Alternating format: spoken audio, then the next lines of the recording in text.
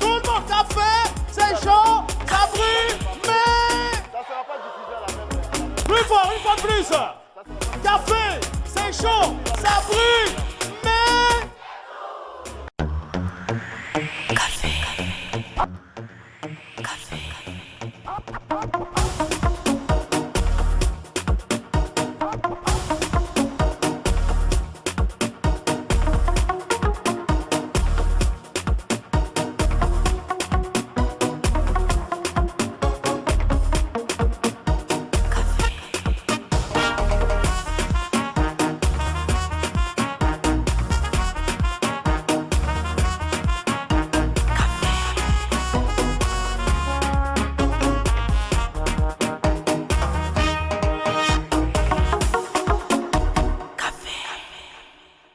Bonjour, ISPP. Est-ce que vous êtes la plus grande école du Burkina? Eh bien, ça va se vérifier tout à l'heure. Waouh! Je voudrais un tonnerre d'applaudissements pour mon complice DJ Abdel. Eh bien, on va installer ceux qui tiennent ici les clés de ce plateau. On va appeler les chroniqueurs. Voici Hervé, David, en là.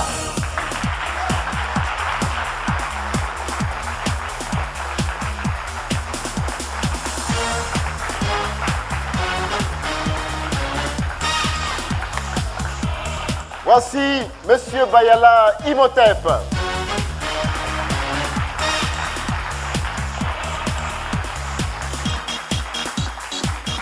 Bienvenue, Hugues.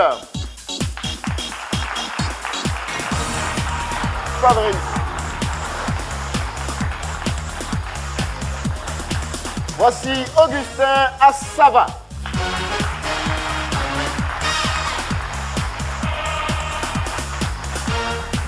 Bienvenue, cher ami. Salif Akeman est dans la place. Voici Salif Akeman.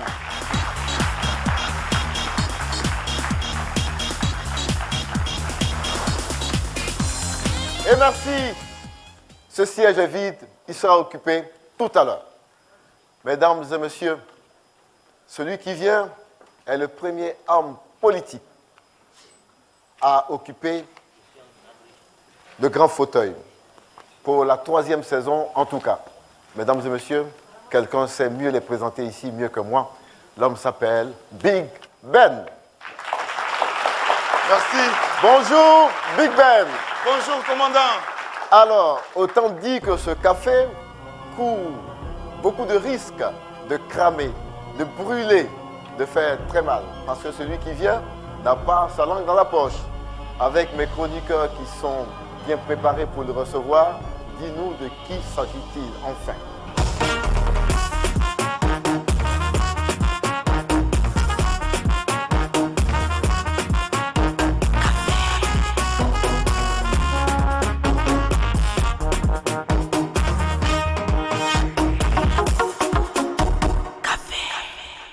On était en août. Les pluies diluviennes avaient marqué une petite pause et la ville montagneuse d'Issia retrouvait un aspect plus gai. En ce matin ensoleillé du 13 août 1976, la famille Sango est en fête. Un garçon est né. Une enfance très studieuse à l'école primaire publique de la localité. Une adolescence marquée par un penchant sérieux pour la littérature, celle négro-africaine, mais également tous les courants marquants de la littérature française, qui touchent, bien entendu, tous les arts. Le romantisme, le réalisme, le naturalisme, le symbolisme. Après le baccalauréat série A4, philosophie-lettres, notre invité atterrit à l'université de Ouagadougou, en géographie, avant de se réajuster très rapidement pour embrasser de brillantes études à la faculté de droit et de sciences politiques. C'est donc très naturellement qu'on le retrouvera plus tard comme professeur de droit public à l'École nationale d'administration et de magistrature, où il distille avec maestria le droit constitutionnel, le droit de la fonction publique, les droits de l'homme, la déontologie administrative, le droit électoral. Il enseigne également avec le même brio à l'université de Ouagadougou, à l'Hypermic et à l'université Aube Nouvelle. Depuis le lundi 5 février 2018, date de sa prise de fonction officielle, il tient la barre du ministère de la Culture, des Arts et du Tourisme. C'est cet enseignant top de chez top, ce brillant intellectuel, engagé depuis sa tendre jeunesse pour les causes les plus justes, que nous avons l'insigne honneur et le plaisir de recevoir dans ce grand fauteuil rouge du Grand Café. Mon cher commandant, messieurs les chroniqueurs, je vous prierai de bien vouloir servir à monsieur le ministre un café Guillermo, du nom de cet expresso chaud, versé sur des tranches de citron vert, parfois servi sur de la glace pilée. Mesdames et messieurs, ovation très nourrie pour le sieur Abdoul Karim Sango.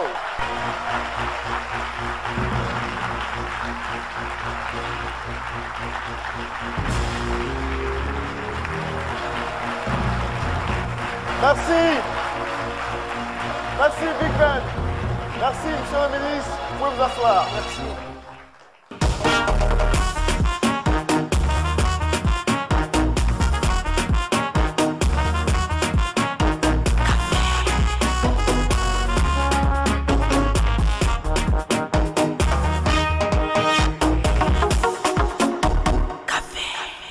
On va applaudir notre invité.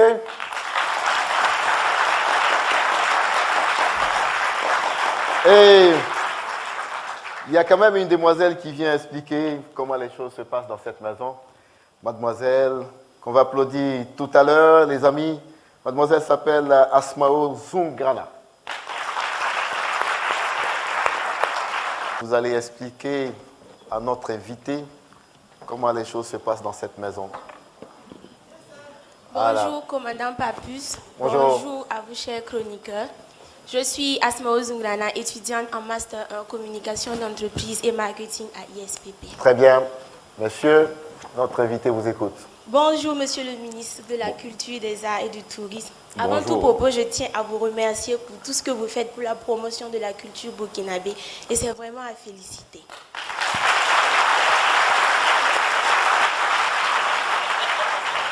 Je m'en vais de ce pas vous expliquer le principe de l'émission. Papus et ses chroniqueurs vont vous poser plusieurs questions. Et si vous n'êtes pas en mesure de répondre ou que vous ne voudriez ou ne pourriez pas y répondre, j'ai à ma disposition des jokers.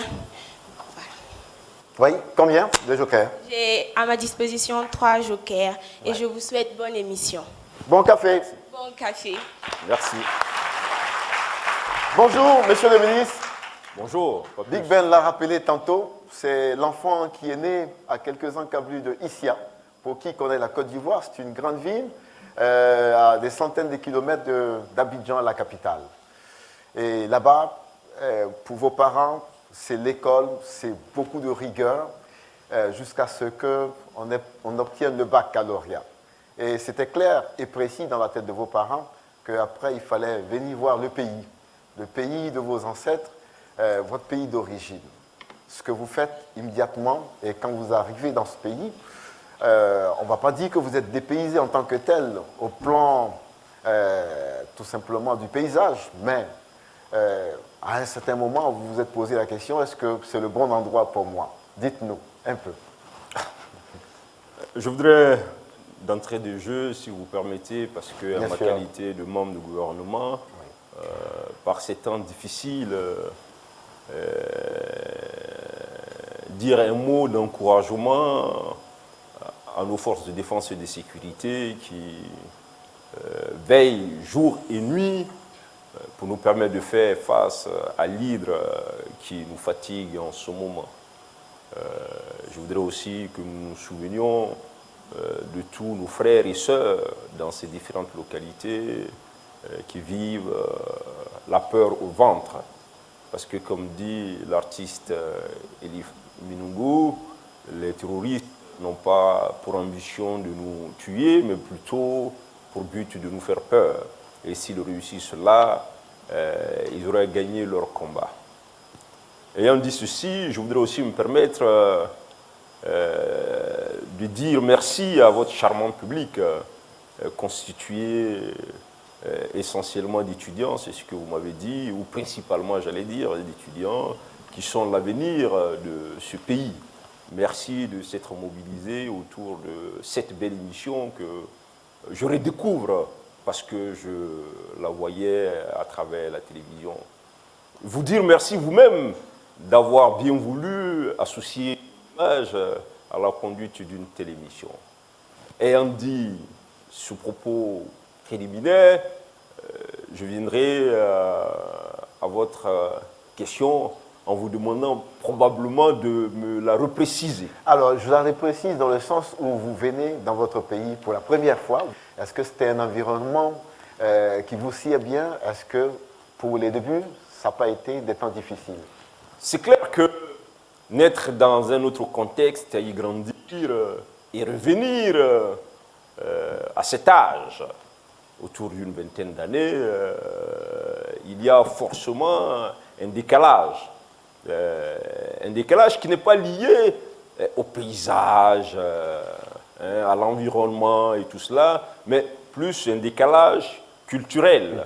C'est-à-dire que naître dans un environnement où les gens sont beaucoup plus expansifs, donc disposés à s'exprimer plus facilement, à laisser percevoir leurs sentiments et ressentiments dans un autre contexte, effectivement, il y a un décalage qui n'est pas facile à surmonter. Surtout que, vous savez, vous arrivez ici au mois d'octobre, novembre, vous êtes déjà dans une période de froid, de grand harmattan auquel quelqu'un qui est né dans la forêt ivoirienne n'est pas toujours habitué. Tous ces éléments sont de nature un tout petit peu, évidemment, à vous déstabiliser. C'est ce qui m'est arrivé. Je dois dire que j'ai voulu prendre mon baluchon, effectivement, pour rejoindre tranquillement. Pour retourner là où vous êtes venu. Mais bon, heureusement, d'ailleurs, je n'ai pas été au bout de cette initiative, d'ailleurs, du fait des conseils avisés de bien des amis aujourd'hui qui se retrouvent aussi. Et vous êtes donc resté l'Université de Ouagadougou, géographie, histoire, et pour la première année, vous avez déchanté, vous vous êtes dit, c'est pas ma place ici, il faut faire marche arrière et plutôt aller dans une toute autre faculté qui est le droit. En ce moment, on vous dit, mais est-ce que ça va un peu dans la tête parce que les gens quittent généralement le droit pour migrer vers d'autres facultés et vous faites le contraire. Qui ne peut pas le moins veut le plus. C'est un peu comme ça qu'on vous présente les choses. Mais vous faites à votre tête, vous allez en droit et vous allez gravir les échelons. Très rapidement, vous finissez votre parcours universitaire et là-bas, vous apprenez à côtoyer des amis. Votre goût pour la discussion, pour le débat, ce n'était pas encore la fibre de l'homme qui avait des visées politiques, mais quand même vous rencontrez des gens sur le terrain qui côtoient l'ANEB, des gens comme Tahirou Bari, et c'est ce qu'on ne sait pas. Est-ce que vous pouvez nous en dire plus? Oui, vous avez bien décrit un peu la situation de mon parcours à l'université de Ouagadougou. En fait, disons que je suis quelqu'un qui, quand il décide de faire quelque chose, il y va jusqu'au bout. Sinon, j'avais été dissuadé d'entreprendre des études d'histoire, principalement. D'ailleurs, par mon professeur d'histoire de la classe de terminale, qui avait beaucoup d'admiration pour moi, qui m'a même dit tu ferais mieux d'aller faire des études de droit, ça te réussirait. À ma première année, d'ailleurs, au département d'histoire, je me rappelle, le professeur Madiga, il y en a qui doivent le connaître, il m'a dit non, monsieur Sango, vous ferez mieux d'aller faire des études de droit. Donc, effectivement, je me suis rendu compte que ce que je recherchais. Alors, donc, quand j'ai dit que je vais en droit, alors, à l'époque, il y avait un phénomène, c'est que la faculté de droit était très redoutée parce qu'il y avait des noms d'enseignants, Meyer, Watten, avec des notes bizarres. Donc, alors, il y avait un mouvement où les étudiants quittaient le droit pour aller dans les facultés des lettres et tout ça. Pas que c'est facile, Mais pas nécessairement. Alors donc, quand moi j'ai voulu faire ce mouvement inverse, il y a un monsieur qui m'a dit non, mais vous n'êtes pas normal. Mais j'y suis allé parce qu'encore j'étais déterminé. Et puis effectivement, voilà, Taïrou, c'est comme ça qu'on s'est rencontrés. Première année, deuxième année, troisième année, quatrième année. Voilà, on a été de très grands amis, on s'appelait frères. On a décidé de créer, ils ont décidé d'ailleurs de créer une cellule autour du parent. Ils m'ont fait appel, j'en ai été le président, il était mon vice-président. Alors nous étions les grands animateurs du parti à l'époque, effectivement, sur le campus. Nous avons battu campagne, nous avons tourné dans les provinces du Burkina pour installer, principalement lui et moi, effectivement, nous avons beaucoup d'éléments comme ça en commun. Alors, et le rapprochement qu'on pourrait faire entre vous et Bado, ce serait lequel, le professeur Bado?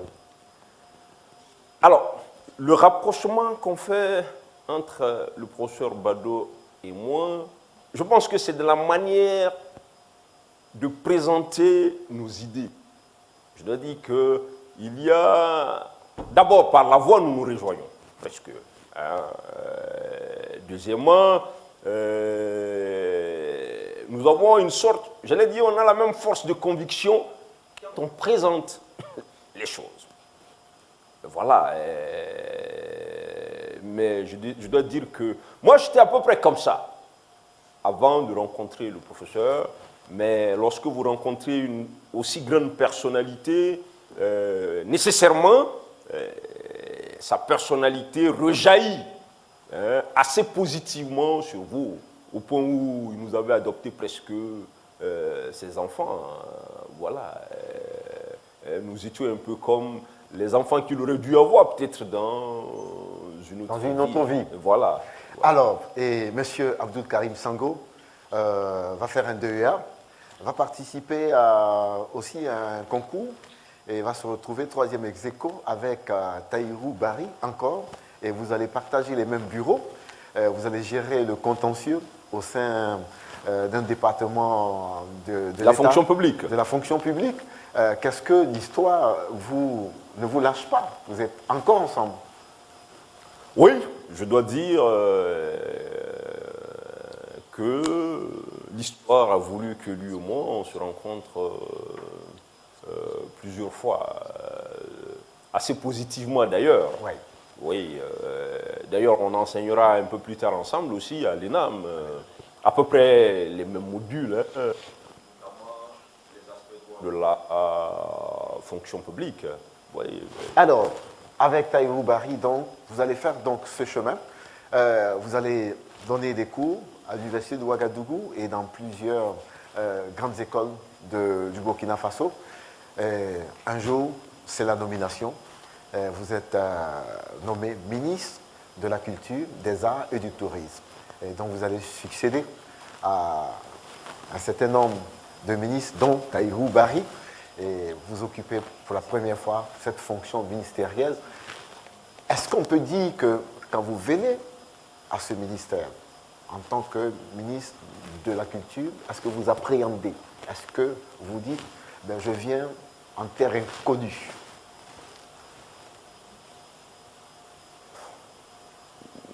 Non, pas tout à fait. Hein, parce que,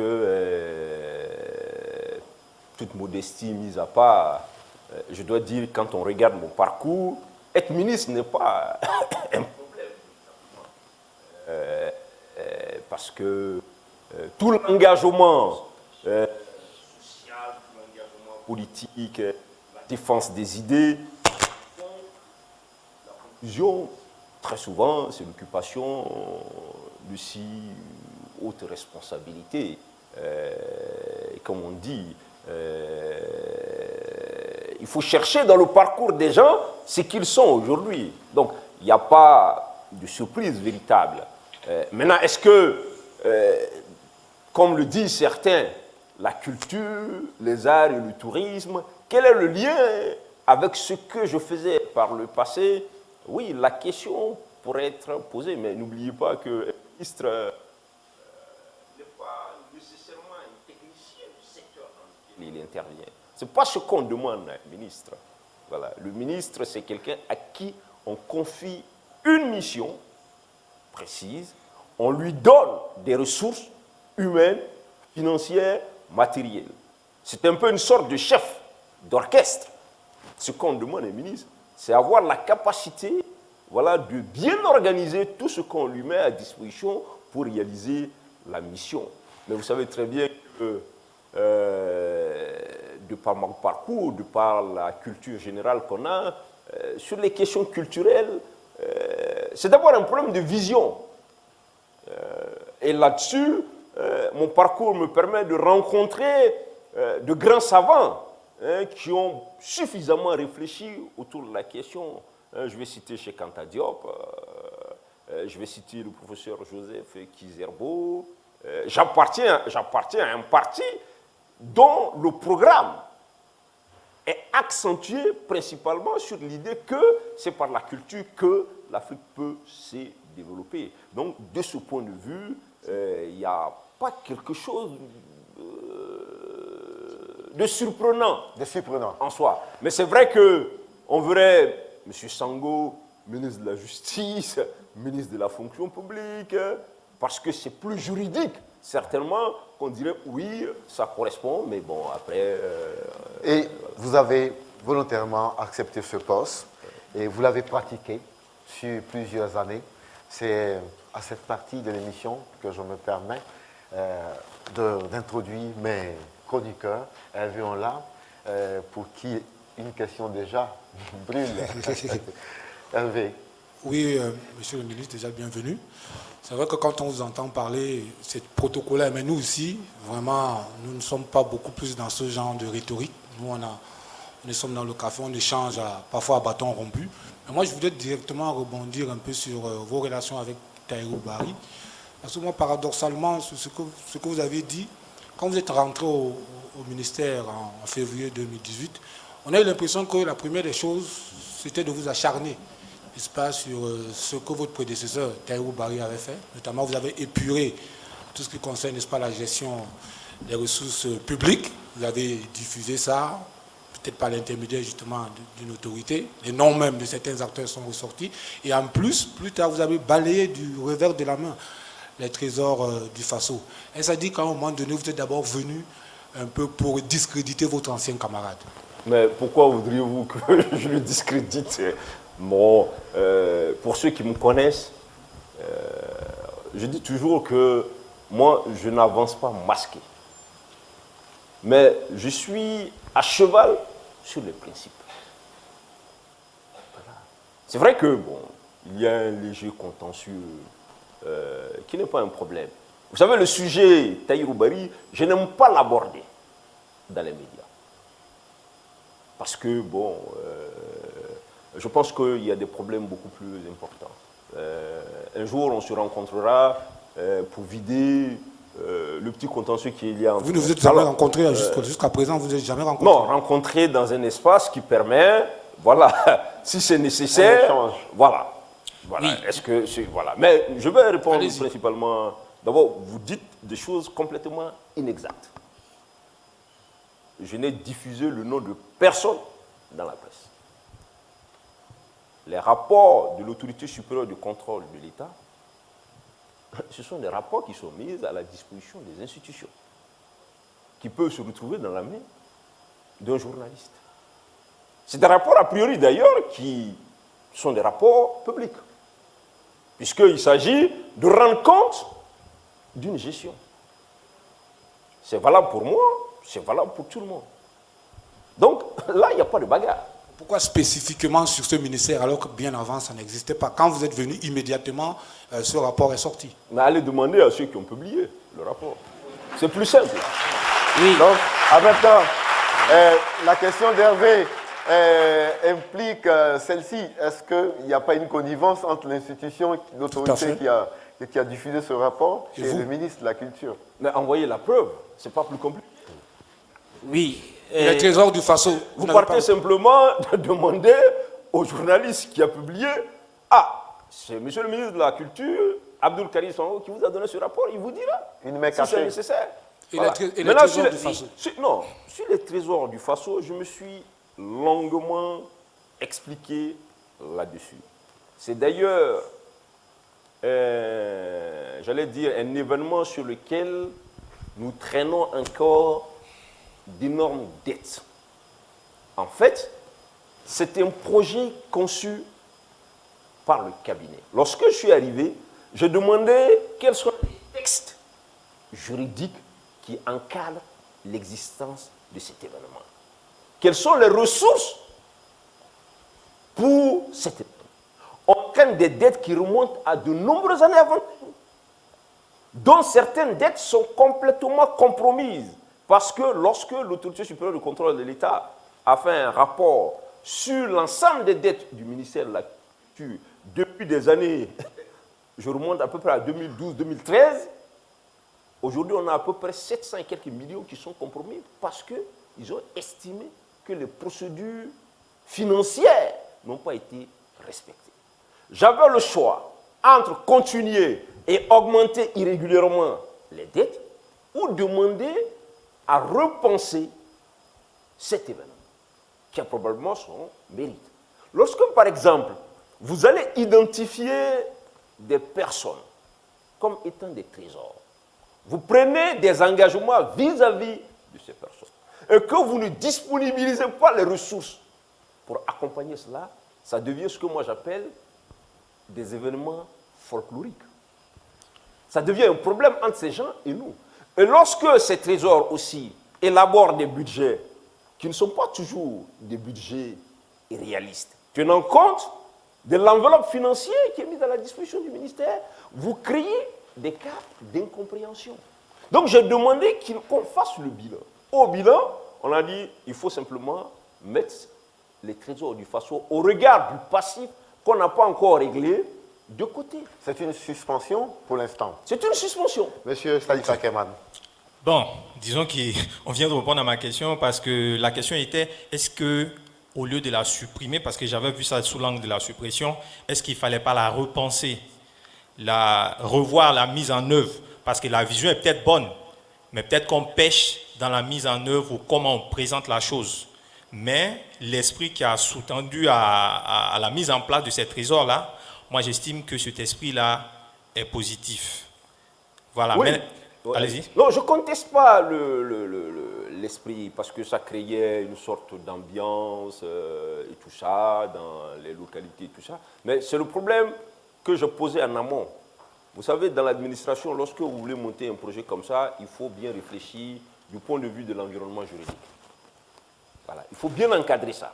Donc, c'est ce travail qu'on essaie de faire. Mais déjà, il y a un passif financier important qu'on ne peut pas continuer de... Nous sommes en train de voir comment on règle ça. Et je vous indique que le passif ne commence même pas avec Saïrou. Le passif remonte jusqu'à une certaine date. Monsieur. Oui, moi j'ai envie de me poser cette réflexion-là. Finalement, est-ce que nos ministères sont surchargés de cadres qui manquent de lucidité à produire des idées de cette qualité-là et finalement on se rend compte qu'on n'a ni les moyens. Est-ce qu'il n'y a pas là un problème d'état, d'efficacité intellectuelle au niveau de nos structures étatiques, notamment ministérielles? Est-ce qu'on peut concéder à un département ô combien important de tels tâtonnements? Bon, vous savez, hein, il y a quelques années, quand j'étais dans cette position, c'est comme ça que j'analysais les choses. Non, J'arrive. Monsieur le ministre... Bayala, non, moi, je vais être clair avec vous. Moi, je vous souhaite d'être ministre de la Culture dans quelques années. Vous allez aller voir, est-ce que c'est parce que les cadres sont compétents, est-ce que c'est les billets, est-ce que c'est ceci, cela. Non, les choses ne sont pas aussi simples. Le ministre peut avoir une idée. Il peut mettre une sorte de volontarisme là-dedans. Mais le ministre, je viens de vous dire, n'est rien dans son département. Il a le pouvoir de décision. Mais il faut que les techniciens dont vous parlez, il faut que vous les associez suffisamment à ce travail. Et que vous soyez prêts à leur accorder la liberté de vous dire on est d'accord, on n'est pas d'accord. Est-ce que c'est ce Moi, que vous reprochez dans une vie précédente, Lorsque j'étais à l'ENAM, la fonction publique a décidé de créer ce qu'on appelait les IRA, les instituts régionaux d'administration dans les 13 régions. Lorsqu'on a demandé mon avis technique, j'ai dit c'est ridicule, ça ne marchera pas. Mais le politique, qui visait autre chose, a fait. Au point où on se retrouvait avec des IRA qui valent moins bien, c'est-à-dire vous avez des écoles primaires qui ont une présentation meilleure à tout un institut. Et qu'aujourd'hui, lorsque le ministère de la fonction publique fait le bilan, on décide de supprimer un ou deux et garder deux seulement des IRA. Donc il y a ce paramètre. Je vous donne un dernier exemple. Moi, j'ai initié ce que j'appelle les grandes conférences dans les 13 régions. J'ai demandé à mes techniciens de me monter le projet. Je regardais si j'en avais les ressources. Je me suis rendu compte que sur mon budget, ça allait être un problème. Mais je me suis adressé à un partenaire au développement, qui est le programme des Nations Unies de développement, qui a partagé l'idée, qui m'a dit les principales rubriques de ton événement, nous on te prend ça en charge. C'est-à-dire nous on te prend en charge à 80-90%. Les 10%, c'est la contribution du ministère. C'est lorsque j'ai ça que je déroule mon programme.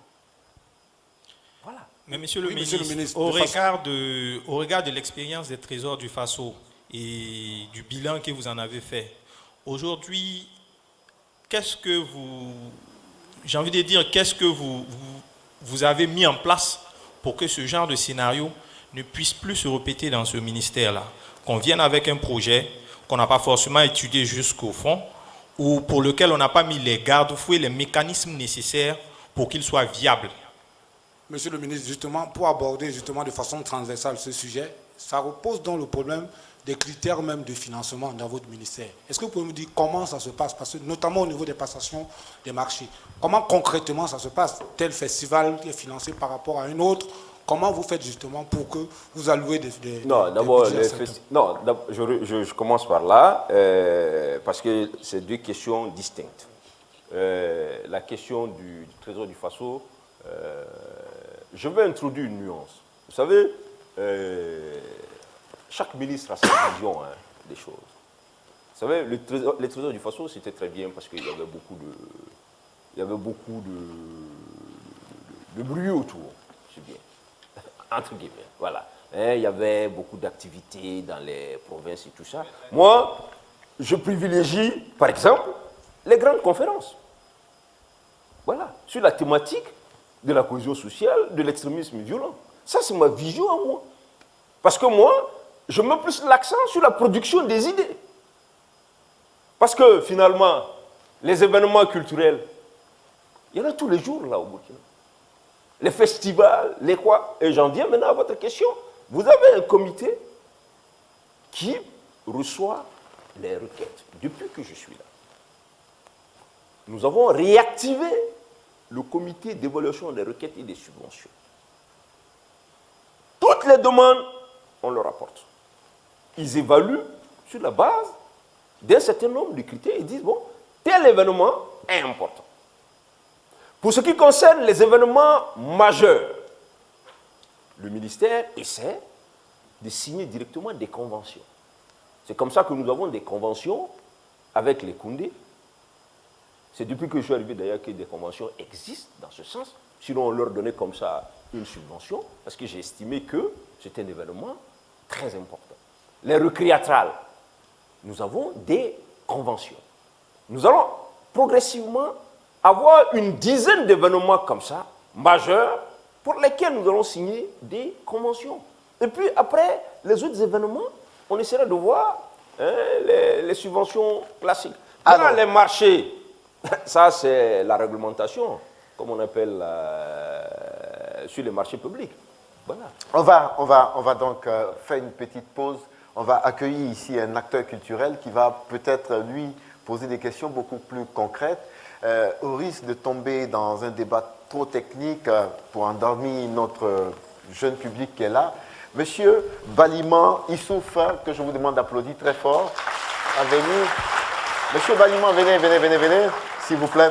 Et quelqu'un d'autre va réagir à sa suite. Monsieur Baliman, que j'ai eu au téléphone qui avait un certain nombre de préoccupations. On va dire que notre public invité, c'est l'ISPP, mais à l'intérieur de la salle, nous avons des acteurs culturels qui vont aussi prendre la parole. Monsieur Badima, allez-y pour la question la plus importante que vous avez répertoriée.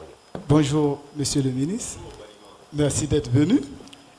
Et je voudrais également vous dire que bien que l'État soit une continuité, je ne vois pas concrètement d'action ou de réforme que vous avez entrepris depuis que vous êtes là, qui nous permettront dans 5 ans d'exécuter également, ou du moins de célébrer des victoires comme ça, où on dira que c'est sous l'impulsion du ministre Sango que nous aboutissons aujourd'hui à cela. Ça, c'est ma première question. Je ne sais pas si je les reverse. Allez-y. D'accord. Ma deuxième question, c'est exactement ce que vous venez de dire. Vous avez parlé du CERS et des conventions que vous avez signées avec des festivals. Désolé, monsieur le ministre, ça ressemble à un PPP, parce qu'en fait, je vais dire 4P, ça veut dire partenariat public-privé pour les proches, parce qu'on ne sait pas quels étaient les mécanismes qui vous ont permis, par exemple, de décider de signer une convention avec les Koundé. Parce qu'en tant qu'institution, en tant que ministère de la Culture, vous n'avez pas le droit d'analyser comme nous au niveau du secteur privé. C'est nous qui pouvons dire les Koundé, c'est plus important que les récréatrales ou vice-versa.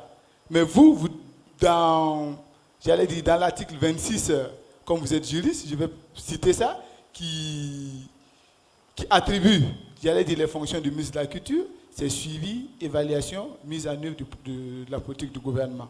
Mais on a l'impression que vous avez également, au sein de votre ministère, des directions des arts. Ça veut dire des directions, pas seulement qui sont en charge de faire de la lecture, mais d'organiser.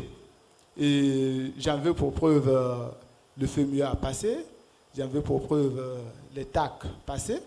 Et seul vous savez comment est fait le choix des artistes qui prennent part, pourquoi ces artistes, et puis pourquoi tel acteur pour l'organiser. Parce qu'après, quand vous nous avez voté la stratégie nationale de la culture et du tourisme, vous avez dit que vous voulez des industries culturelles compétitives, créatrices de valeur ajoutée. Maintenant, comment des industries peuvent créer de la valeur si au niveau des industries culturelles, il y a des choix que vous, en tant que ministre, vous portez sur des entreprises culturelles? Je vais m'arrêter là. On a bien cerné la question, monsieur le ministre. Merci. D'abord, sur les réformes. Vous savez, ce n'est pas les réformes qui manquent en Afrique.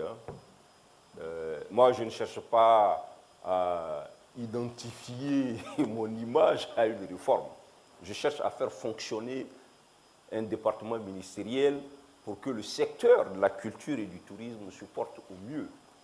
Si je fais l'évaluation de l'existant qui n'est même pas suffisamment bien mis en œuvre, je me donne pour mission plutôt de mettre en œuvre ce qui existe. Je ne cherche pas qu'on dise que j'ai construit un bâtiment, ce n'est pas ça qui est important. Voilà. Dans tous les cas, vous avez dit, c'est la continuité. Voilà. Si je n'avais pas autorisé la poursuite des travaux pour l'inscription et que j'avais indiqué d'autres priorités, l'inscription n'aurait pas eu lieu. Voilà. Si je n'étais pas allé à l'Assemblée défendre la loi dont vous parlez, elle n'aurait pas, voilà, etc. Nous sommes là, nous sommes des serviteurs. Nous essayons au mieux de faire ce qu'on peut pour faire avancer les choses. C'est-à-dire que chaque ministre vient, il ajoute un peu. Voilà. Alors, après, vous avez une compréhension de l'entreprise culturelle qui n'est pas la mienne. Et c'est là qu'on ne se comprend pas. Et dans 100 ans, si les entrepreneurs culturels réfléchissent en comptant sur l'État, ils n'iront nulle part. C'est clair et net. Parce que c'est ça qu'on a fait quand j'ai fait le bilan. C'est ça qu'on a fait depuis longtemps. Moi, je suis dans une vision de rendre les entrepreneurs, on a eu des discussions, de les rendre beaucoup plus autonomes, indépendants. Mais c'est à vous de monter des projets. Si vous montez des projets et que ces projets sont bien finalisés et que vous allez voir des privés, vous leur démontrez qu'ils ont un intérêt dans votre projet, ils vont gagner, il n'y a aucune raison qu'ils ne vous accompagnent pas. Mais vous savez, l'argent de l'État, c'est facile. On prend, on l'utilise comme on veut, comme l'État, pendant 27 ans, pendant longtemps d'ailleurs, demande très peu de comptes, on est plus ou moins resté là-dedans. Je vous donne un seul exemple. Nous devrions nous remettre radicalement en cause. Nous faisons du cinéma depuis au moins 1969. Le Nigeria a commencé le cinéma dans les années 90. Ce que le cinéma rapporte au Nigeria, c'est plus important que le budget de tout le Burkina. C'est-à-dire que le cinéma Nollywood que vous voyez là, c'est 3 000 milliards. Le budget du Burkina, c'est 2 000 milliards. Mais l'État burkinabé a investi plus d'une cinquantaine de milliards dans le cinéma. Ça a donné quoi? Parlons donc de ces fameux milliards. Alors, vous me dites, sur quelle base on choisit le Koundé, les recréateurs. Le ministère a pour mission de promouvoir le secteur de la culture, des arts et du tourisme. Donc, les structures techniques que nous avons fixent des critères. Et puis, a-t-on besoin d'une étude pour démontrer que le Koundé, c'est un des événements les plus importants du Burkina? Dans tous les cas, dans tous les rapports, c'est cité. Les recréatrales, c'est cité. CITO, les NAC, c'est cité. On les connaît là. Ce sont des gens qui se sont battus plus ou moins par eux-mêmes. Donc l'État essaie au mieux, et j'estime jusqu'à ce jour que le soutien que nous apportons est largement en deçà de ce que nous apportons. Parce que la visibilité que ces événements donnent au Burkina dans le monde, on ne l'aurait jamais eu avec tout le budget du ministère de la Culture. Oui, il y a des jeunes structures, qui viennent également, monsieur le ministre. Je termine. Il y a des jeunes structures également. Je termine sur le FEMUA. Il y a plein de ragots, comme les Burkinabés aiment. C'est leur sport favori. Alors, le FEMUA... Vous faites bien d'en parler, monsieur le ministre, parce que hier seulement, qu'hier, c'était sur la toile. Ouais. Et vous vous êtes même permis... J'ai même entendu dire que le ministre a envoyé 100 millions au FEMUA. Vous pensez que le FEMUA a besoin de l'argent du ministère de la Culture du Burkina? Ouais. Vous savez que moi, demandez à mes collaborateurs, vous en connaissez beaucoup.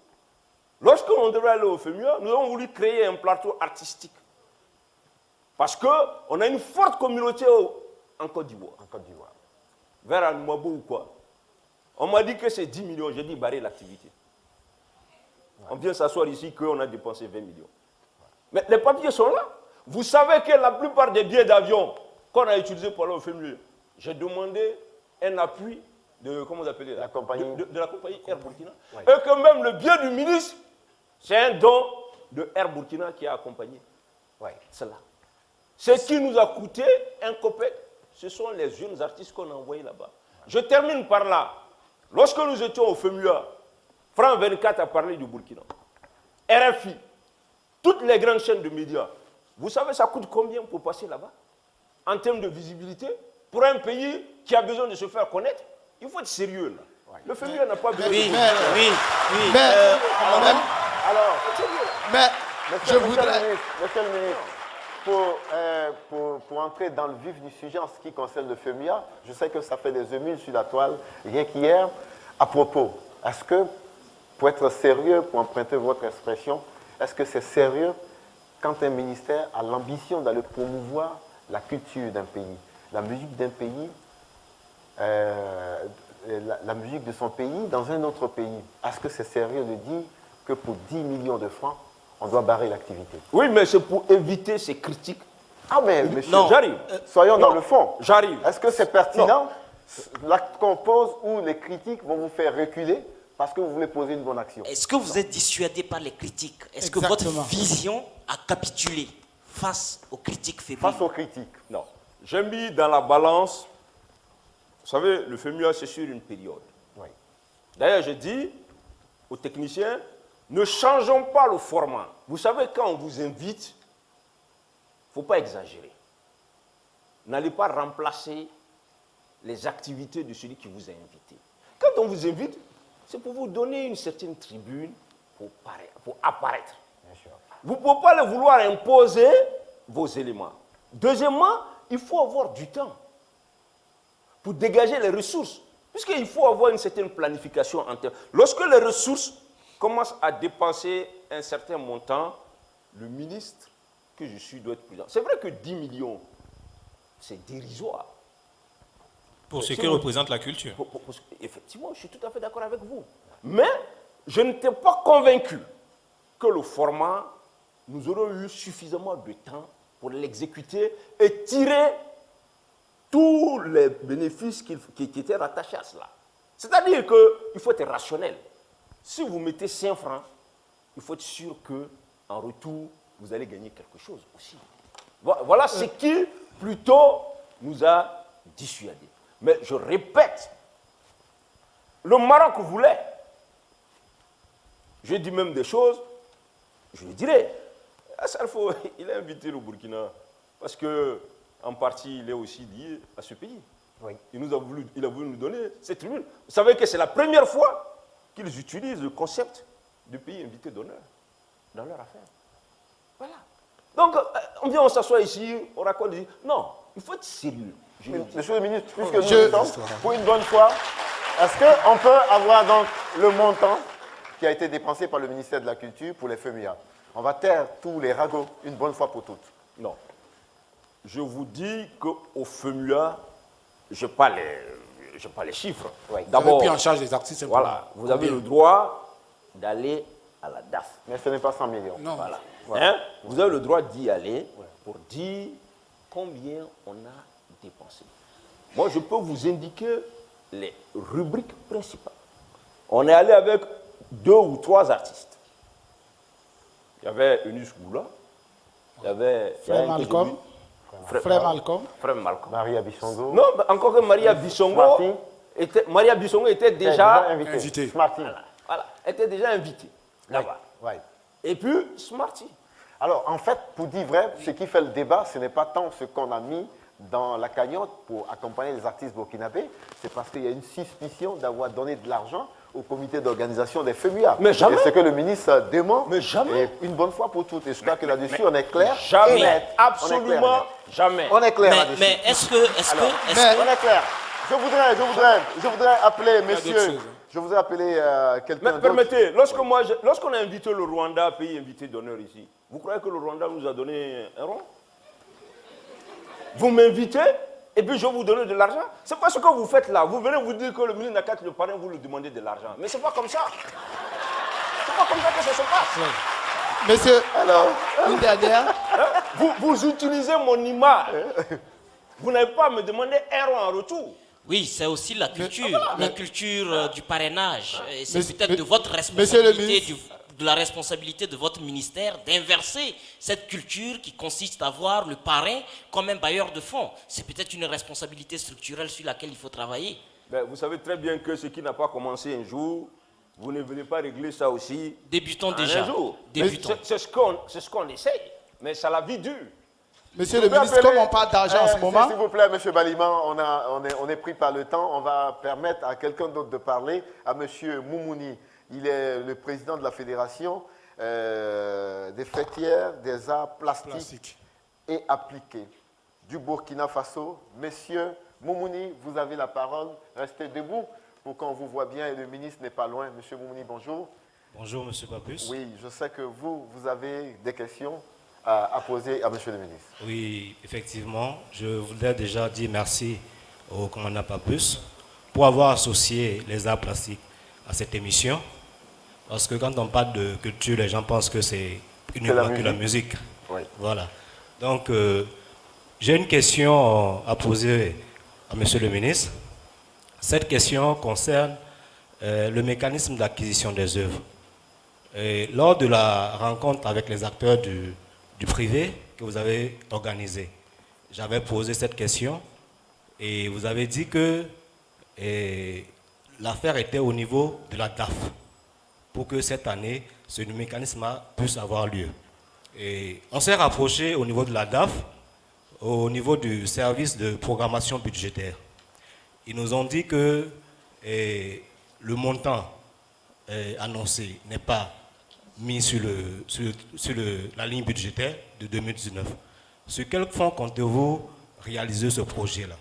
Ou bien c'est des promesses qu'on va encore mettre pour les années à venir? Alors, puisque vous avez promis... Il faut surtout bien expliquer, peut-être avec la complicité de M. le ministre, quand vous parlez d'acquisition des œuvres, de quoi s'agit-il de façon concrète? Ok, de façon concrète, c'était en 2015. Oui. Et avant ça, c'était l'ancien président qui avait institué cela lors de la SNC 2014. Oui. Voilà.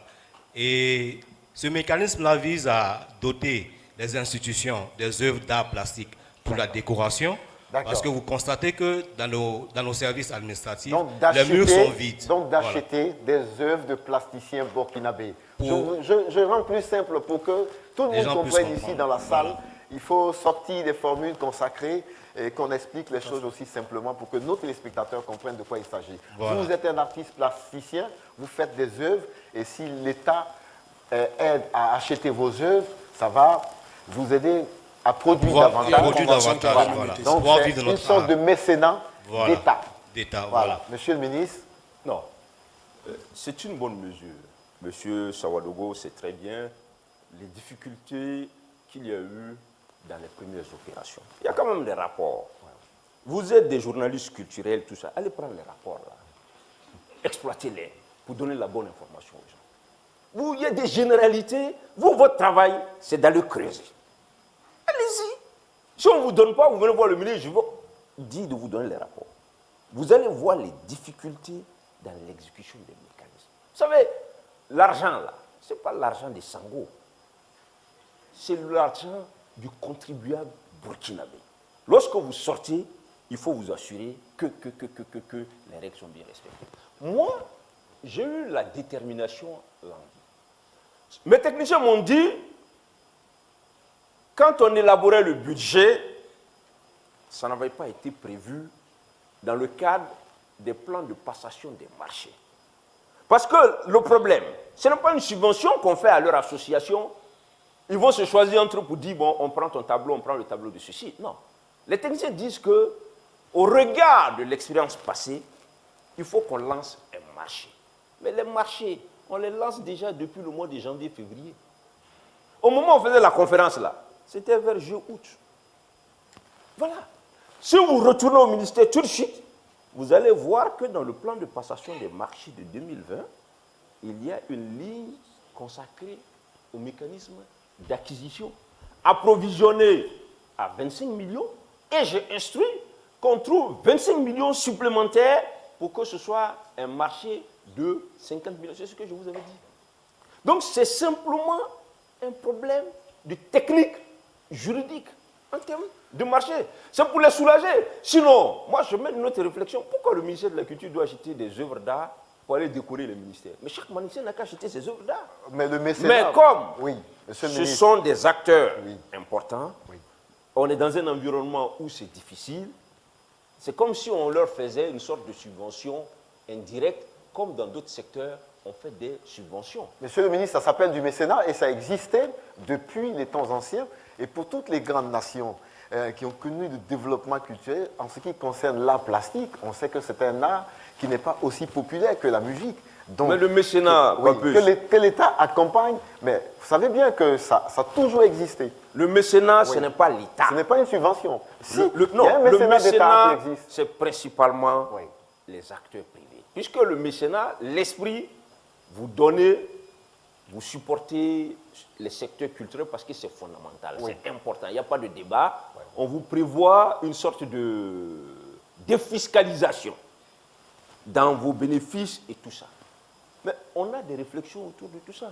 Le chef de l'État, après le FESPACO, a dit, prépare un projet de loi sur le mécénat. Il y a eu à l'époque une tentative qui a échoué, parce que vous savez, les financiers, ils ne veulent pas perdre ces ressources. Surtout que maintenant, on est dans un contexte où les ressources sont difficiles. Oui. Mais M. Sawadogo sait très bien que lui ou moi, on est en phase sur ça. Mais le ministre dit de faire comme ça. Les techniciens doivent aller chercher l'habillage juridique pour ne pas qu'on ait des problèmes quand il aura un contrôle. C'est tout. Mais Alors, pas plus. alors si en 2020, il ne voit pas ça, il n'a qu'à me dire, monsieur le ministre, ce n'est pas vrai. Mais c'est sous forme de contrat. qu'on va Excusez. passer.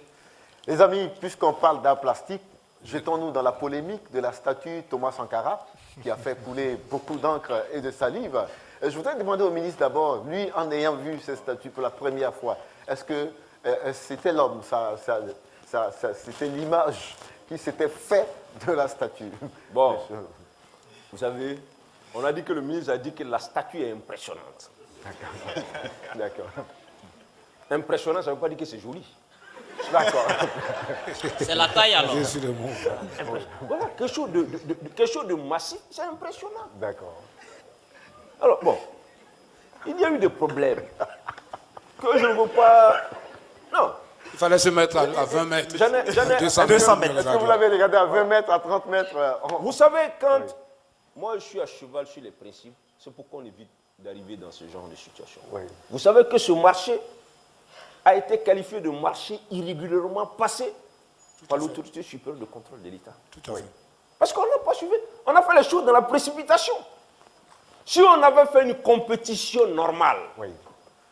peut-être qu'on ne serait pas dans cette situation. Oui, monsieur le Mais ministre. Dieu merci. Là, vous tentez de mettre en doute le talent de M. Bambara, quand même. Non, je ne mets pas en doute les talents de M. Bambara. Vous savez, tout ce qui est fait dans la transparence vous oblige à beaucoup plus de responsabilités. Si vous venez me voir, moi je vous donne un truc, parce que, entre guillemets, on se connaît. C'est ce qui s'est passé. Monsieur le ministre, voilà, qu'est-ce qui s'est passé? Mais ce n'est pas moi qui dis. L'autorité supérieure de contrôle de l'État a dit que c'était un marché de gré à gré passé de façon Nébuleuse. Mais irrégulière. ça, c'est pour ce qui est de la procédure. Voilà. Maintenant, nous parlons de la qualité de l'œuvre. Est-ce que ça... Mais est-ce que la qualité de l'œuvre, vous avez besoin de me demander Non, encore? est-ce que la procédure... Vous avez vu la réaction de l'opinion? Est-ce que moi... Mais Maintenant, on veut l'analyse savoir. que moi je fais, Oui, bien sûr. c'est de dire que si nous avions eu une compétition Oui. véritable, peut-être qu'on aurait eu d'autres artistes sculpteurs plus spécialisés peut-être dans ce domaine. Monsieur le ministre, qu'est-ce si qui je a ne empêché m'a- d'avoir cette Ok, vas-y. compétition? Mais moi, je n'étais pas là, cher ami. Je n'étais pas ministre. C'est au nom de la mais- continuité de l'État que je traite ce dossier. Maintenant, Voilà. Mais en ce moment, vous êtes le ministre. Oui. Vous ne nous dites pas, vous n'étiez pas ministre. Nous, on connaît le ministre, qu'il soit Sango, qu'il soit Taïrou ou quelqu'un d'autre. Pour nous, c'est le ministre de la Culture. Et ce que je sais, c'est que les fonds qui financent ces statuts sont des fonds de votre ministère, si je ne m'abuse. c'est clair. Exactement. Donc, quand la SLE dit que C'est irrégulier. c'est irrégulier, vous, en tant que ministère, vous n'avez pas de mécanisme pour soit stopper la machine, soit demander à ce que les choses soient refaites selon les règles, ou bien vous êtes inspectateur comme nous tous. Mais c'est fini là. L'ouvrage était fini quand je venais. J'arrête quoi? L'ouvrage était fini. L'ouvrage qu'on a présenté ici. Mais vous auriez pu faire quelque chose. La preuve, c'est que l'ouvrage, après, est en train d'être reprise. Donc, elle aurait pu être stoppée À cause de dès cet l'opinion instant, publique. Sa version- parce que vous aurez remarqué que la statue ne répondait pas aux normes. On aurait pu faire l'économie de toute cette tambouille si peut-être vous aviez agi en ce moment. Il y a beaucoup d'aspects. Est-ce qu'il y a- Encore une fois, vous savez, quand vous passez un marché, c'est réceptionné. Quand c'est réceptionné, c'est fini. Ça veut dire que celui qui a demandé accepte. Voilà, que c'est bien. Oui. Maintenant, l'opinion a dit, c'est pas bien. Ouais. On travaille, Il faut regarder. on travaille à reprendre. À reprendre. Mais je dis, il faut tirer une leçon pour toujours. Ouais. Quand on a des mécanismes comme ça, Ça peut impacter Ça peut impacter. sur la finalité du Sur la travail. finalité. Monsieur le ministre, Moi, j'ai un mot sur parce le que tourisme. en ce qui vous concerne, il y a des punchlines, il y a des polémiques comme ça. Allons maintenant sur le fameux bâtiment où il s'agit des génies quand même. Monsieur le Babus. FESPACO. La fameuse sortie du ministre. Et aussi, on l'a replacé dans son contexte. qu'est-ce que le ministre avait voulu exprimer dans le fond. Mais il n'y a pas à vouloir exprimer quelque chose. Oui. Les choses sont claires. Les entrepreneurs m'ont dit, monsieur le ministre, on ne retourne pas là-bas. Parce que les ouvriers, quand on les embauche, ils commencent à travailler, après ils disparaissent. Ils disent il y a des génies. Vous voulez qu'ils disent quoi? Oui, là-dessus, hein. J'arrive. Moi, j'arrive. Mais moi, je ne vous ai pas dit que je crois au génie. Moi, je suis un juriste. Les faits sont sacrés. L'entrepreneur dit voilà. Mais c'est un fait culturel. Les génies, ça fait partie de l'histoire de toutes les nations de ce monde. Oui. Si vous n'êtes pas des Africains, c'est votre problème. C'est tout. Oui. Maintenant, là-dessus. Maintenant, on est en train de chercher des solutions. Une solution, c'est de dire, bon, mais ça date de quand cette histoire? Ça ne nous honore pas. Ouais. Vous savez qu'il y a du matériel acheté à près de plus de 300, 400 millions. Ça fait au moins 3, 4, 5 ans, ça est là. Ouais. C'est de trouver un espace pour reconstruire. Puisque tu n'as aucun entrepreneur. On s'achemine vers la fin de cette émission, mais quelqu'un m'a dit, si on venait à cette émission sans poser la fameuse question au ministre sur les artistes musiciens, à savoir ce que le ministre avait dit dans une de ses sorties, si la musique ne te réussit pas, va faire autre chose. Après, on a retrouvé le ministre à l'occasion d'autres émissions qui a voulu un peu baisser le thermomètre pour expliquer que, voilà, voici l'idée en réalité. Mais, monsieur le ministre, est-ce que, si on revenait sur vos propos, vous dites quoi? J'ai dit des choses que je pense dans le fond, mais peut-être que dans la forme, ça a été mal dit. Oui, mais monsieur le ministre, pour aborder justement dans ce sens, on a plutôt l'impression qu'à chaque fois quand vous prenez la parole en public, surtout quand vous adressez aux artistes, après, ces mêmes artistes-là se retournent, entre guillemets, contre vous et vous présentez toujours les excuses. Est-ce à dire que parfois, vous hésitez parfois de dire certaines choses? Non, vous savez, moi, je suis un homme dans une position politique, mais moi, je ne suis pas un politicien. Moi, je suis un intellectuel dans un poste politique. Quand je dis un certain nombre de choses, je suis obligé de tenir compte à un moment donné de l'environnement général. C'est ça.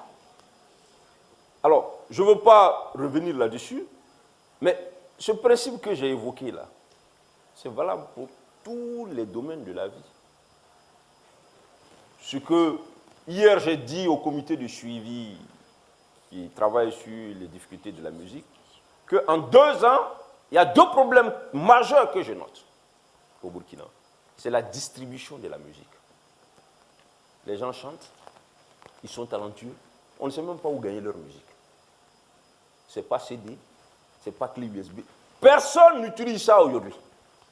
C'est du numérique, pour la plupart. Allons-y, mettons en place une plateforme. Le ministère est prêt à accompagner ça. Je suis à Honolulu, je veux de la musique burkinabé, je vais sur une plateforme. Au lieu d'aller sur les plateformes qui sont dominées par des mastodontes à l'étranger. Même au niveau africain. Moi, je suis prêt à travailler sur ça.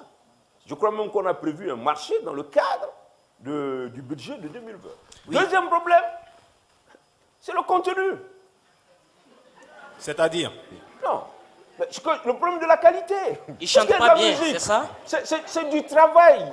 C'est un travail important qui doit vous demander de longues heures. Nos artistes ne font pas des œuvres de qualité en conclusion, c'est ça? Non, il ne faut pas généraliser. Non, bon, aujourd'hui, je me fie à ce que vous venez de dire. Par exemple, aujourd'hui au Burkina, je l'ai toujours dit, on a une masse critique importante d'artistes dont on peut jouer la musique à longueur de journée. Tout à fait. Et c'est quand même pas Mais faux. je vous dis en même temps que la plupart des CD qu'on vient me tendre comme ça au bureau, quand je mets, après le premier titre, je ne continue pas.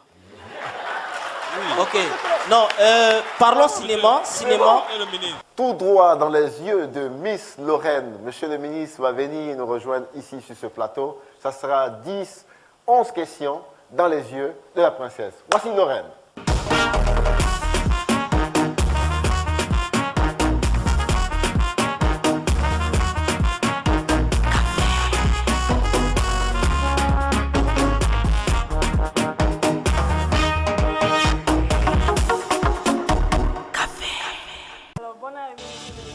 Merci, Lorraine. Et sur ma table ici, on boit de l'eau. D'accord. Ok. Voilà. Donc, je vais vous la lancer 10, 11 questions comme ça. Vous allez me dire si c'est mensonge ou si c'est vrai. C'est 10 ou c'est 11? Bon, Ça dépend. c'est 11. Très bien. Si c'est mensonge, vous dites seulement mensonge. On ne commente pas. On ne parle pas ici. D'accord. Vous auriez affirmé que les meilleures éditions du Festival Corée du CIAO ont été organisées sur votre pays. Mensonge. On dit que le ministre est un très grand fan de Happy Ford.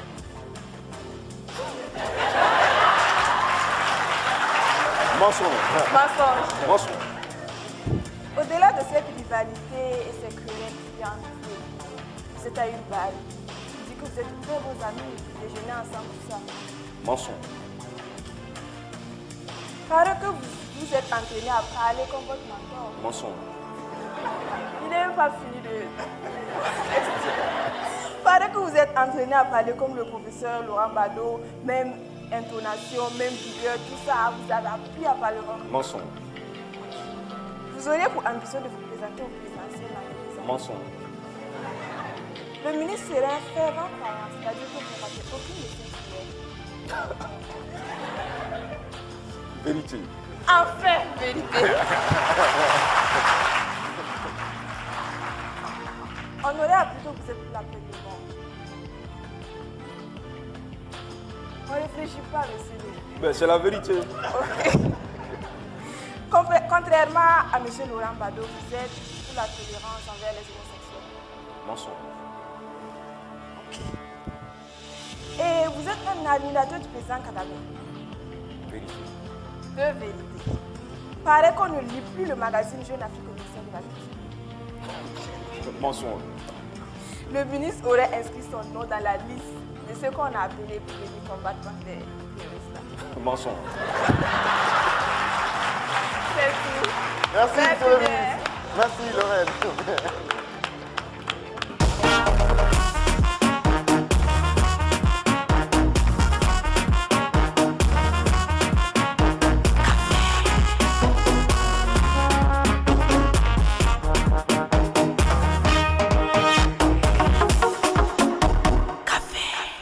Quand la nation burkinabé est frappée par le terrorisme, les artistes, avec leur mélodie, ressortent pour donner la réponse culturelle.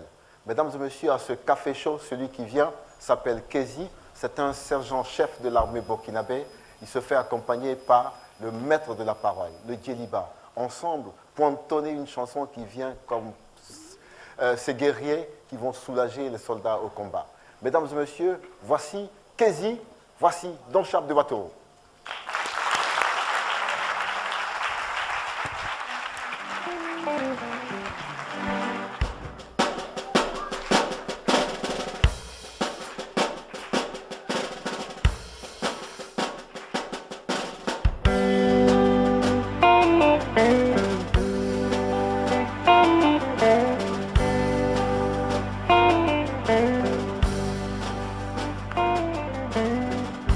Comme une chanson qui ordonne aux anges.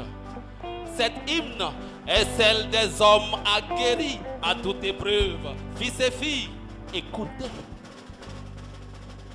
Si tu veux voir des braves hommes, si tu veux voir des hommes de cœur, si tu veux voir de véritables hommes de courage et d'honneur, je t'invite avec moi dans mon faisceau.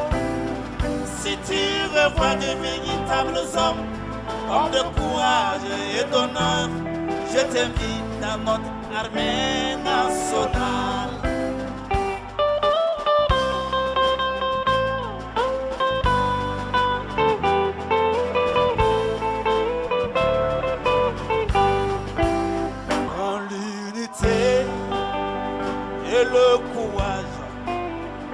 la vérité et l'humilité. Ensemble construisons un façon meilleur pour des générations à venir. Yes, debout. Ensemble construisons un façon meilleur pour des générations. Comme ça, tout le monde.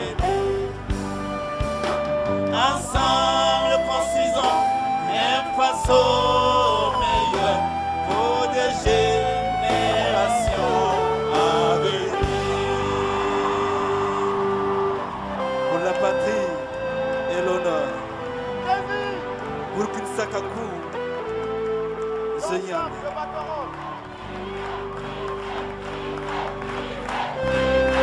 Merci les gars. Nous n'allons jamais.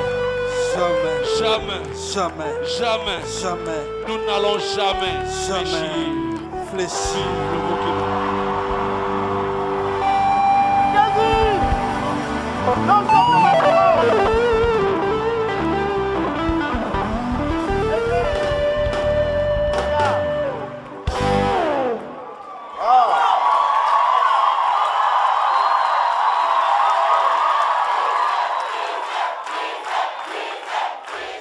Eh bien, mesdames et messieurs, nous sommes bel et bien au café. Et sur cette chanson, je voudrais faire réagir Monsieur le ministre d'abord, parce que c'est comme ça que nous concevons la réponse de la culture.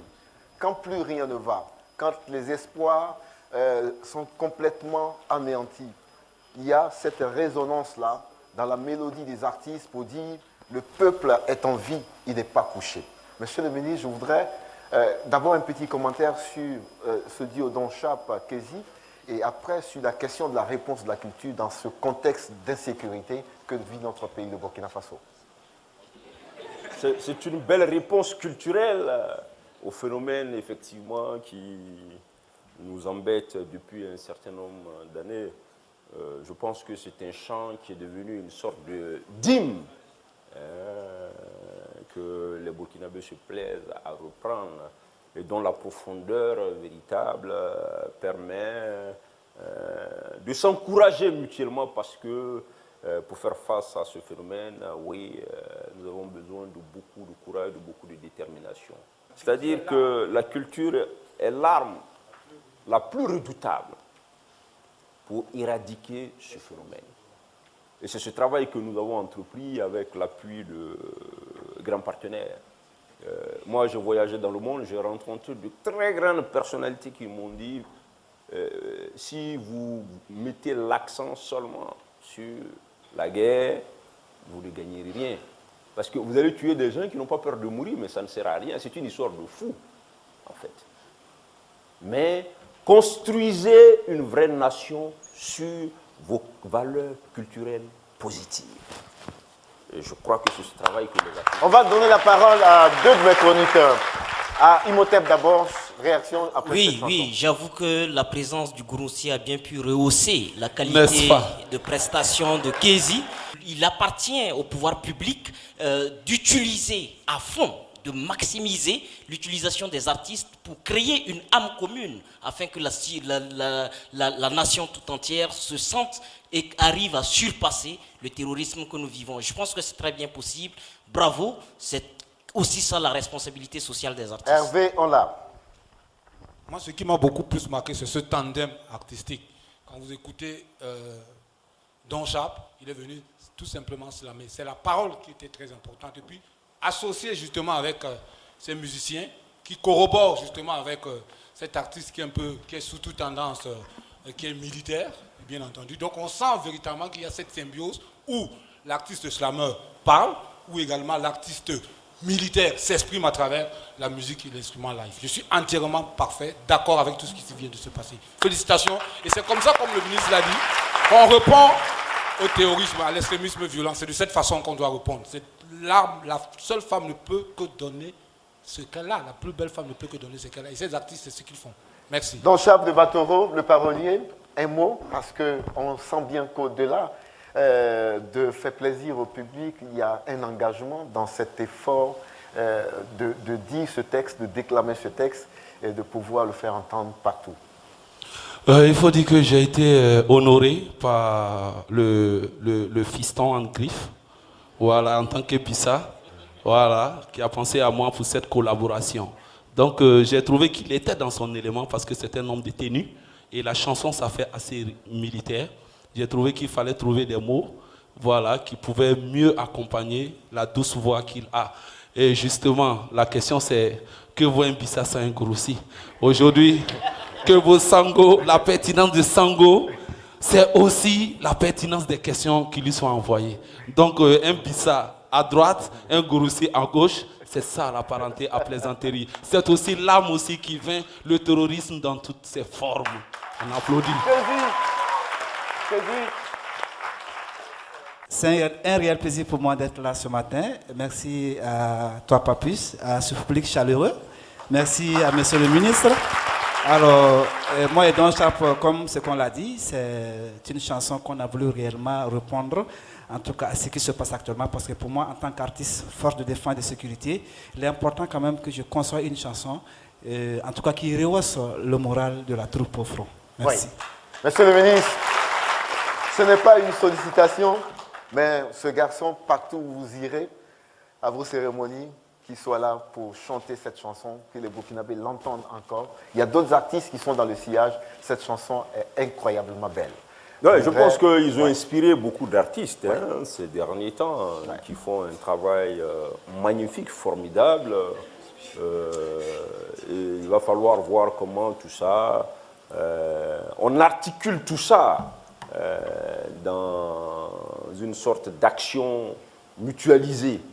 Parce que je dis toujours, les actions isolées comme ça, leur efficacité, vous imaginez tous ces titres qui apportent du baume au cœur des Burkinabés. Il faut qu'on trouve un système pour les figurer sur une sorte d'album unique. Oui. Et les entendre sur une scène. Voilà, sur une scène qu'on pourrait passer un bout. On a entendu le message du ministre et ça sera fait. Merci Don Sharp, merci Kezi.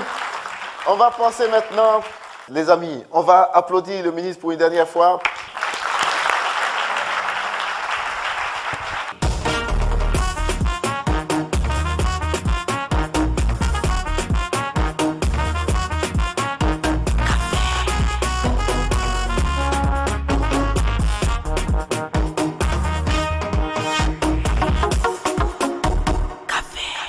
La note de l'invité maintenant avec les étudiants de l'ISPP. On va parler à M. Zongo Yves Bertrand. J'ai vu qu'il était direct vis-à-vis des questions.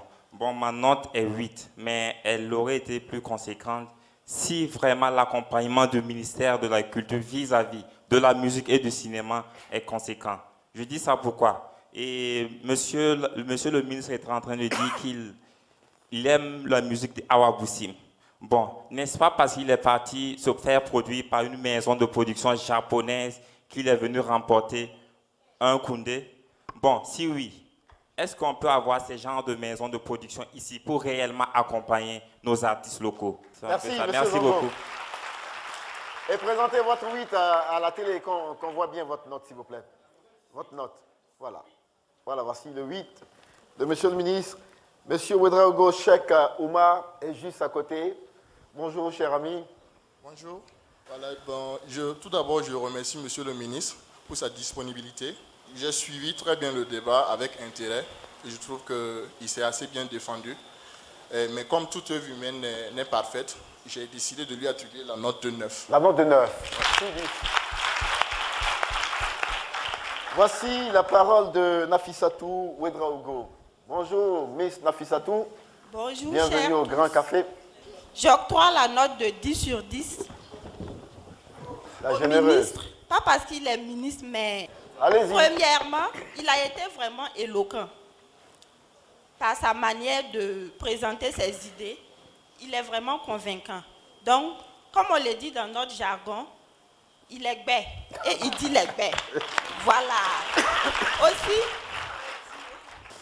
il est ministre.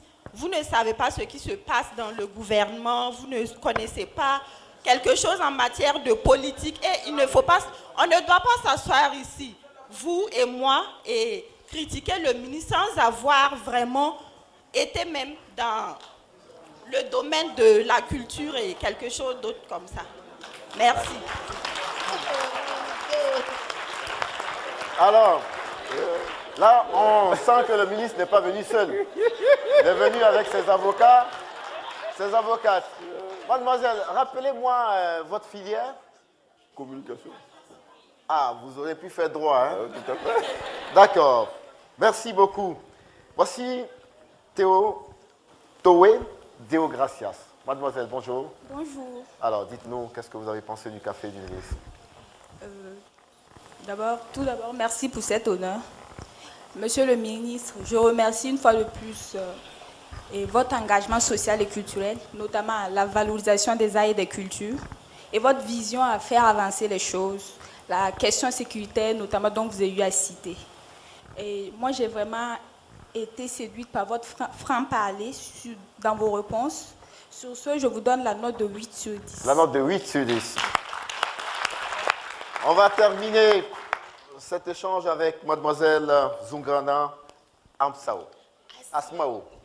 Bonjour. Moi, je suis entièrement satisfaite des réponses données par le ministre et aussi compte tenu du fait qu'il n'a pas eu à prendre de joker, symbole de sa franchise et aussi de la clarté dans les réponses. Moi, je lui octroie la note de 9. La note de 9. Monsieur le ministre, qu'est-ce que vous avez retenu de cette émission Le Café pour boucler? La parole est à vous. Un public chaleureux, charmant.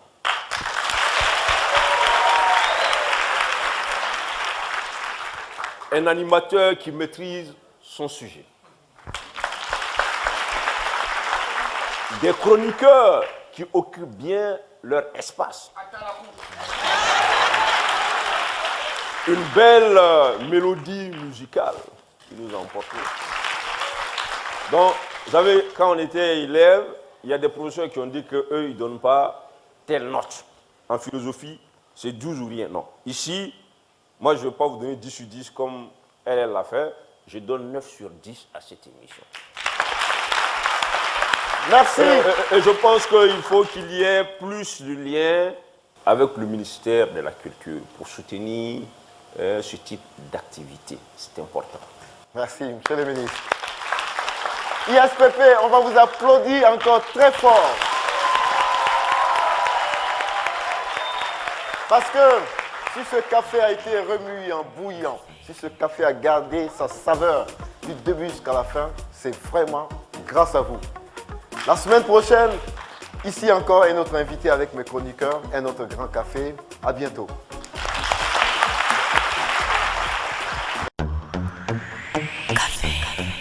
Lafi, l'eau minérale naturelle du Burkina Faso, Orange, Burkina et Nescafé vous ont présenté le Grand Café. Café.